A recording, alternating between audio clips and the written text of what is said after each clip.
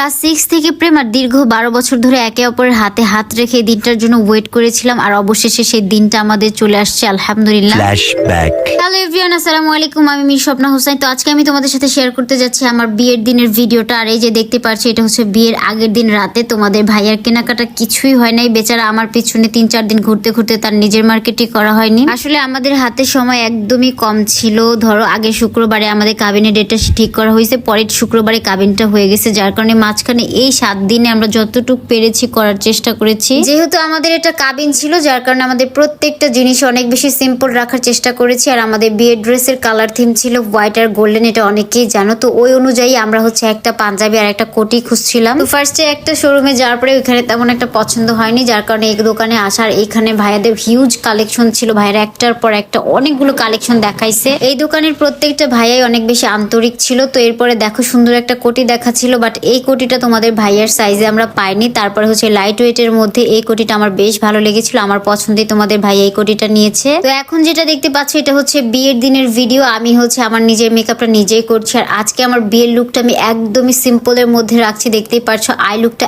এত বেশি সিম্পল ছিল, বাট অনেক বেশি গর্জিয়াস লাগতেছিল আমার ওই দিন। আমার বিয়ের দিনের বেসটা একদম মাখনের মতো হয়েছিল। আর এই টাইপের সিম্পল বেস করতে গেলে বিশ্বাস করবা না, অনেক বেশি কষ্ট হয়, অনেক বেশি টাইমের প্রয়োজন হয়। তো আমার বিয়ের দিনের ফুল লুকটা তো তোমরা দেখবেই। তার আগে চলো তোমাদের সাথে সুন্দর একটা স্কিন কেয়ার প্রোডাক্টের রিভিউ করে দেখাই। আর এই প্রোডাক্টগুলো আমি নিয়েছি প্যারাডাইস ফেরি কিংডম পেজ থেকে। প্যারাডাইস ফেরি কিংডম পেজে আমার ভিডিওর স্ক্রিনশট দিলে কিন্তু তোমরা এই ভিডিওর মধ্যে থাকা সুথিং জেলটা একদমই ফ্রি পেয়ে যাবে। কিভাবে পাবে সেটা আমি ভিডিওতে বলে দিব। তার আগে চলো আমরা হচ্ছে স্কিন কেয়ার প্রোডাক্টগুলো ইউজ করে দেখি। তো ফার্স্টে আমি তোমাদেরকে যেটা ব্যবহার করে দেখাচ্ছি, এটা হচ্ছে 2-in-1 glow whitening saffron soap, যেটা কিনা ছাগলের দুধ, স্যাফরন আর হচ্ছে নায়াসিনামাইড দিয়ে তৈরি। আর এইটা তোমরা ব্যবহার করলে তোমাদের যত বছর আগেরই মেস্তা থাকুক না কেন, মেস্তা দূর হয়ে যাবে, মুখের ব্ল্যাক স্পট দূর হয়ে যাবে, এছাড়াও ডার্ক স্কিন টোনকে ব্রাইট করে তুলবে 7 থেকে 8 শেড। তো এই যে দেখতেই পাচ্ছ আমি সোপটা ব্যবহার করে ফেলেছি। এবার আমার ফুল ফেসটাকে ক্লিন করে আমি ইউজ করব diamond collagen 2x whitening soothing জেলটা। ভিডিও বানাবো আর আমার দ্বারা অ্যাক্সিডেন্ট হবে না, এটা তো হতেই পারে না। দেখলা কি একটা অবস্থা, মানে সবগুলো সুথিং জেল আমার পড়ে গেছে, অর্ধেকের বেশি। মনটা খুবই খারাপ, তারপর ভিডিও বানাতে হবে। এরকম অবস্থা কার কার সাথে হয় অবশ্যই কমেন্ট করে জানাবে। আর এই ডায়মন্ড কোলাজেন সুথিং জেলটা ব্যবহারের তোমাদের স্কিনটা একদম ময়শ্চারাইজ হয়ে যাবে, তোমাদের স্কিনটা গ্লাস স্কিন হয়ে যাবে। আমার হাতে নাইট ক্রিম আর হচ্ছে সোপটা তোমরা একসাথে পারচেজ করলে কোলাজেন সুথিং জেলটা একদমই ফ্রি পেয়ে যাবে। আর এই অফারটা শুধুমাত্র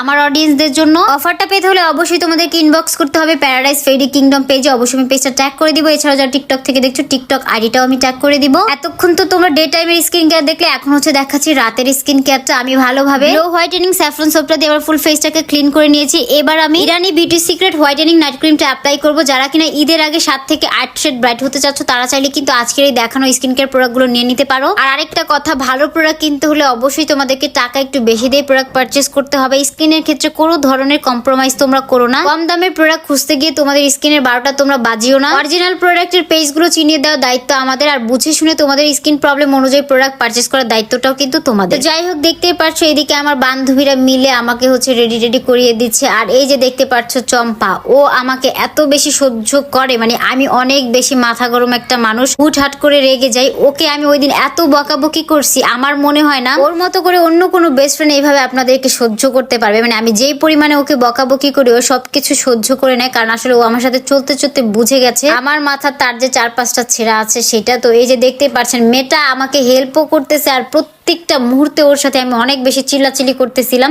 বিশেষ করে যে আমাকে চুরি পরায় দিচ্ছে, এই সময় ওকে আমি কেমন চিল্লাচিল্লি করে বকাবকি করছি, আসলে ভয়েসটা তো দিতে পারতেছি না, বাট আপনারা দেখলে বুঝতে পারবেন আমি কি পরিমাণে রাগ দেখাইছি ওকে। এত বেশি রাগের কারণ হচ্ছে আমি রেডি হতে অনেক বেশি লেট করে ফেলছিলাম। আর এইদিকে দেখেন চুল কাটতে গিয়ে এত বেশি ছোট করছি যে পরে ওই চুলগুলো আর বের করতে পারিনি, আমার লাস্টে বাধ্য হয়ে ওগুলোকে আটকাই দিতে হয়েছে। মানে ভাই, আমি লুক ভেবে রাখছি একরকম, আর এই ভুলটার কারণে আমার লুকটা হয়ে গেছে আরেক রকম। এইটা ভেবেই তো আমার অনেক বেশি মন খারাপ হয়ে গেছে, রাগ উঠে গেছে।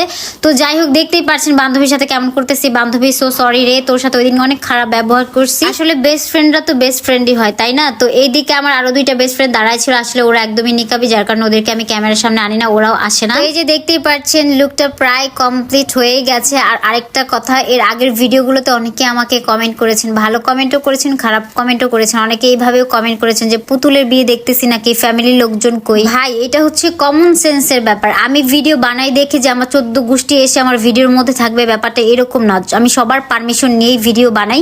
যখন আমার বাসার মানুষ পারমিশন দেয় তাদেরকে ভিডিওতে নিতে, তখন আমি তাদেরকে নিই, যখন পারমিশন দেয় না তখন আমি নিই না। তো ব্যাপারগুলো আসলে বুঝে শুনে আপনাদের কমেন্ট করা উচিত। এভাবে ঠাস ঠুস করে কমেন্ট করে ফেলা একদমই ঠিক না। বিশেষ করে টিকটকের কিছু মানুষজন আছে, ওদের মুখ দিয়ে কখনোই ভালো কথা বের হয় না। তো ফাইনালি আমার রেডি হওয়া কমপ্লিট, আর নিচে তোমাদের ভাইয়া চলে আসছে, এসে ফোন দিছে নিচে যাওয়ার জন্য। আর এত সময় কম ছিল যে ও ওপরে আসারও সময় পায়নি। আর এখানে আমার বড় আপু সবকিছু রেডি করে রাখছিল ওকে বরণ করার জন্য।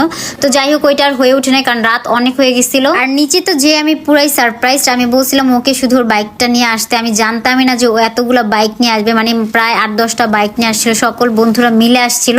আমি অনেক হ্যাপি হয়ে গেছি এই জিনিসটা দেখে, অন্যরকম একটা ফিল কাজ করতেছিল। তো এই ছিল আজকের ছোট্ট একটা ব্লগ। আমি এটা ফার্স্ট পার্ট রাখতেছি, সেকেন্ড পার্ট আমি দিয়ে দিব। এত বড় একটা ভিডিও, যার কারণে একটা ভিডিওর মধ্যে পুরো ব্লগটা দেওয়া সম্ভব হয়নি। তো অবশ্যই সেকেন্ড পার্টটা দেখার জন্য কালকের জন্য অপেক্ষা করতে হবে। সবাই ভালো থাকবে, সুস্থ থাকবে। আসসালামু আলাইকুম, আল্লাহ হাফেজ, tata, bye bye, see you.